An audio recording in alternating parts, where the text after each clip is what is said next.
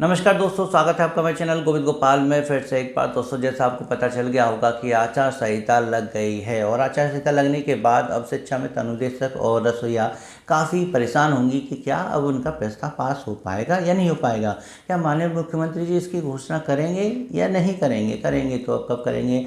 आचार संहिता का प्रभाव कब तक रहेगा? आज हम सारी बातें इस वीडियो में करेंगे और बात करेंगे पुरानी कुछ बातों को कि वो इस आज के तथ्य पर कितनी सत्य उतर रही हैं। हम बात करेंगे शिक्षा मित्र के प्रस्ताव को लेके कि ये प्रस्ताव हमेशा क्यों आचार संहिता से पहले ही बनकर तैयार होता है और माननीय मुख्यमंत्री जी के टेबल पर पहुंचता है। पिछली प्रस्ताव यानी कमेटी की रिपोर्ट की बात करें, जिसमें सुशील यादव जी ने काफ़ी मेहनत की और दिन भर कागज़ लेके वो लखनऊ की दौड़ लगाते रहते थे और लोकसभा के चुनाव से पूर्व जब फाइल पूरी तैयार हो गई और माननीय मुख्यमंत्री तक भी पहुंच गई, तब ये बात आई कि चलिए घोषणा होने वाली है। लेकिन आचार संहिता लगने से एक दिन पहले ही यानी उसी दिन ही जब सुशील यादव जी वहाँ कार्यालय पहुँचे और अधिकारी से बात की कि क्या हुआ, हमारी कमेटी की रिपोर्ट सार्वजनिक क्यों नहीं होगी, तो उन्होंने कहा कि नहीं, आचार संहिता अब लग जाएगी, हम उससे पहले आपकी रिपोर्ट नहीं आपके सामने लाएंगे। अच्छा, सही नहीं रहेगा चुनाव से पहले सिर्फ आपके मानदेय बढ़ाना या आपकी कमेटी की रिपोर्ट लाना, तो हम इसको चुनाव के बाद करेंगे। तो वहाँ भी आचार संहिता की दीवार शिक्षा मित्र कमेटी रिपोर्ट के सामने आई थी और पहले भी जो रिपोर्ट थी वो तो अभी तक सामने आई नहीं है और अभी उप मुख्यमंत्री की अध्यक्षता में जो बैठक हुई उसमें जो कमेटी बनी उसकी रिपोर्ट का भी कुछ पता नहीं है। बात करें कि चलिए ये कमेटी की रिपोर्ट थी, लेकिन जो अभी माननीय बेसिक शिक्षा मंत्री जी की अध्यक्षता में जो बैठक हुई उस बैठक का प्रस्ताव तो मंगलवार तक माननीय मुख्यमंत्री जी के टेबल पर पहुंच रहा था और माननीय मुख्यमंत्री उसको पढ़ के घोषणा कर रहे थे। और ये हमारे वक्त नहीं, ये थे सुशील कुमार यादव के, उत्तर प्रदेश प्राथमिक शिक्षा मिशन के महामंत्री हैं। तो अब हम क्या कहें कि अब इस आचार संहिता के बाद शिक्षा मित्रों का प्रस्ताव या जो भी रिपोर्ट है वो ठंडे बस्ते में नहीं जाएगी, उस पर तुरंत कार्रवाई होगी। तो इस पर शिव कुमार शुक्ला जी का बयान आ गया है। उन्होंने सभी शिक्षा मित्रों को थोड़ा सा धैर्य रखने की बात कही है। उन्होंने कहा है कि 7 साल आपने इंतजार किया है, 2 साल से हम मेहनत कर रहे हैं, अब कम से कम 20 दिन आपको और इंतजार करना होगा। 20-25 दिन की बात वो कर रहे हैं। आपको पता है कि शायद ये 23 नवंबर तक आचार संहिता रहेगी, उसके बाद ख़त्म होगी, तो अब उसके बाद ही शायद कुछ हो पाए। वहीं अब ये रिपोर्ट भी सामने आई है, जानकारी सामने आई है कि ऐसे ही घोषणा नहीं होती है।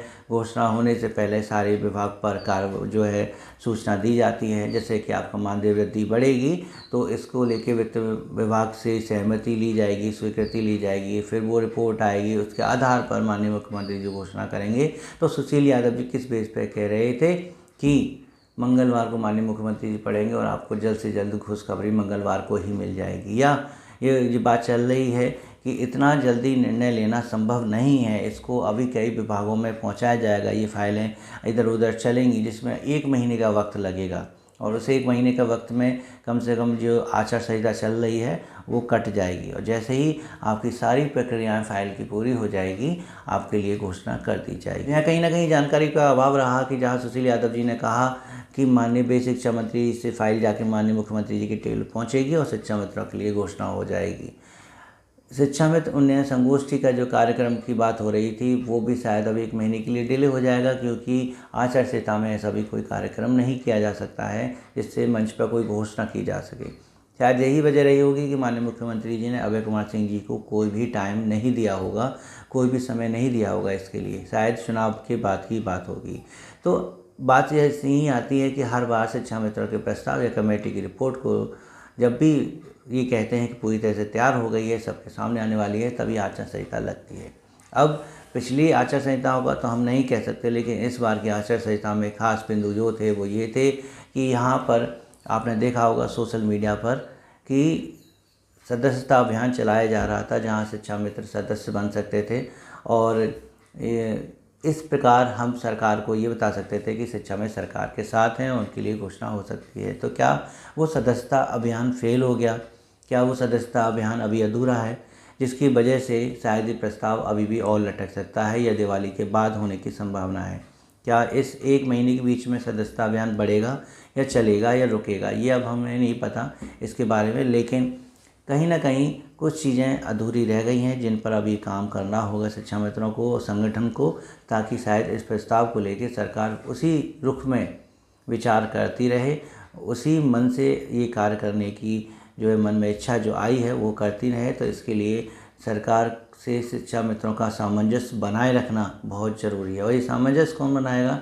शायद प्रदेश के पदाधिकारी ही बनाएंगे। लेकिन प्रदेश के पदाधिकारियों को ये बात समझ लेनी चाहिए कि इन शिक्षा मित्रों को जितनी उम्मीदें सरकार से इस बार है उतनी पहले कभी नहीं रही हैं। तो इस बार ऐसा कोई काम ना हो जिसकी वजह से इनकी उम्मीदें टूटें। ये विशेष तौर पर शिक्षा मित्र के पदाधिकारियों की जिम्मेदारी है। लेकिन धैर्य रखने की बात है, कोई इतना बड़ा समय नहीं है, कोई इतना बड़ा काम नहीं है जिसके लिए मन में कोई विचार लाए जाएँ। अभी शिक्षा मित्रों को बस 20-25 दिन का और वेट करना पड़ेगा। लेकिन इसमें जो मुख्य बात ये है कि आज के दिन यानी अभी आज जो है बुधवार है, सुबह के 5:30 बजे हैं और आज बुधवार को ही विधायक जी जो है माननीय मुख्यमंत्री से मिलने जा रहे हैं। एक बैठक हो रही है और उस बैठक में विधायक जी शायद शिक्षा मित्रों की बातें रखेंगे, सोचेंगे, पूछेंगे कि इनके बारे में क्या करना है। जब मुख्यमंत्री जी चाहें तो घोषणा तो क्या इस पर कार्रवाई तेज़ी से भी कर सकते हैं। आप चाहें तो इलेक्शन कमीशन ऑफ इंडिया से परमिशन लाके भी इसकी घोषणा कर सकते हैं, क्योंकि जहाँ जहाँ जिस ज़िले में ये चुनाव होते हैं सिर्फ वहीं पर पूर्ण रूप से आचार संहिता लागू होती है, अन्य ज़िलों पर नहीं होती है। तो इसलिए सरकार चाहे तो इसकी परमिशन लाके इसकी घोषणा भी कर सकती है। माननीय मुख्यमंत्री से जब विधायक जी मिलेंगे तो शायद इस बात को लेके भी चर्चा हो जाए। तो इसलिए ज़्यादा आपको परेशान होने की ज़रूरत नहीं है और सबसे ज़्यादा ज़रूरी जो काम करना है कि इस 1 महीने में आपको निराशा से बचना है, कोई भी गलत कमेंट करने से बचना है, धैर्य की परीक्षा देनी, बहुत ही शालीनता के साथ आपको सिर्फ धैर्य की परीक्षा देनी है। लेकिन सरकार से अभी आपकी नाराज़गी का कोई कारण हो ही नहीं सकता, क्योंकि इस समय आचार संहिता लगी हुई है। सरकार अपना जो है काम करेगी धीरे धीरे। जो हमने बताया कि फाइल शायद इन विभागों से होते हुए आगे जाएगी, तो थोड़ा सा धैर्य रखिएगा। विधायक जी की मुलाकात जब माननीय मुख्यमंत्री से होगी उसके बाद जो अपडेट होगी वो भी हम आपको अपने चैनल के माध्यम से देते रहेंगे। इसलिए आप थोड़ा सा धैर्य बना के रहिए, हमारे चैनल को सब्सक्राइब कर लीजिए ताकि जो बेसिक शिक्षा से जुड़ी और शिक्षाओं से जुड़ी अपडेट हैं वो हम आपको देते रहेंगे। वीडियो अच्छी लगे तो प्लीज़ इसे अपने दोस्तों के साथ शेयर कीजिए और लाइक कीजिए। उम्मीद है दिवाली आपके लिए अच्छी आए, हम यही आशा करते हैं और बहुत बहुत उम्मीद है कि इस बार से चमक खाली हाथ नहीं जाना चाहिए। चलिए मिलते हैं आपसे अगली वीडियो में ऐसे कुछ अपडेट के साथ। तब तक के लिए नमस्कार, जय हिंद।